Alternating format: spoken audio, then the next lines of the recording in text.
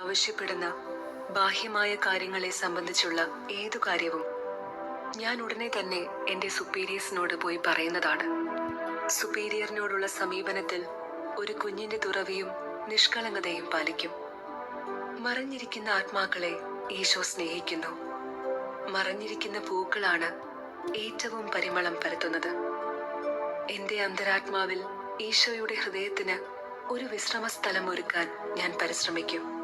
ഓ എന്റെ സൃഷ്ടാവേ, എന്റെ പ്രയാസത്തിന്റെയും വേദനയുടെയും നിമിഷങ്ങളിൽ അങ്ങേക്ക് ശരണത്തിന്റെ ഒരു സ്തുതിഗീതം ഞാൻ ആലപിക്കും. എന്തെന്നാൽ അങ്ങയിലും അങ്ങയുടെ കരുണയിലുമാണ് ഞാൻ അനന്തമായി ആശ്രയിച്ചിരിക്കുന്നത്. ഞാൻ സഹനത്തെ സ്നേഹിക്കാൻ തുടങ്ങിയ നിമിഷം മുതൽ അതൊരു സഹനമല്ലാതായി തീർന്നു. സഹനം എന്റെ ആത്മാവിന്റെ അന്നന്നയപ്പമായി മാറി. ഒരു പ്രത്യേക വ്യക്തിയുമായി ഞാൻ സംസാരിക്കുന്നതല്ല. എന്തെന്നാൽ ഈശോയ്ക്ക് അതിഷ്ടമല്ല. മാത്രമല്ല, അതുമൂലം അവൾക്കൊരു പ്രയോജനവും ലഭിക്കുന്നില്ല. കർത്താവിന്റെ പാദാന്തികത്തിൽ മറഞ്ഞിരിക്കുന്ന ഈശോയെ, നിത്യമായ സ്നേഹമേ, നമ്മുടെ ജീവന്റെ ഉറവിടമേ, ഉന്മാദനായ ദൈവമേ, സ്നേഹത്തിൽ അങ്ങ് സ്വയം മറന്ന് ഞങ്ങളെ മാത്രം കാണുന്നു.